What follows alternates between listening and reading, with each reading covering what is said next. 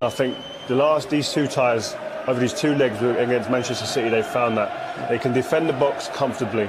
They're comfortable sitting in and waiting for teams to come at them. Go round us, you ain't going to come through the middle of us. We've got two banks of 4 or 5. You aren't coming through the middle. You won't penetrate the central areas.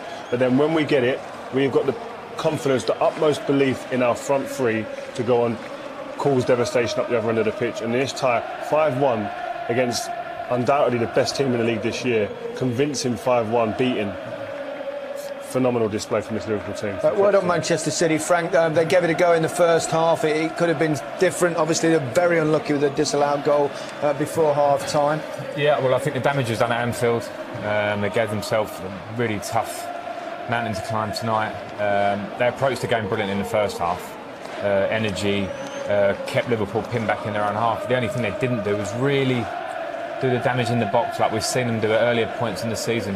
That link-up play was there to a degree, but when they got in the box, Liverpool were there to defend it. They couldn't find their little slip passes. They ended up trying to cross the ball a bit too much, and with Jesus up front against Van Dijk and Lovren, it's always going to be difficult.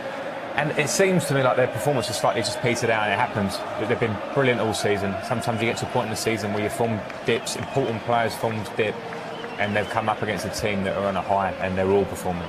Jurgen Klopp, another victory over Pep Guardiola. Yeah, he seems to have his card. Great record against them. I think this Liverpool team, with the arrival of Van Dijk, have found a big piece of the jigsaw. I think they've always looked dangerous going forward under Jurgen since the moment he come in the door. They've always looked threatening.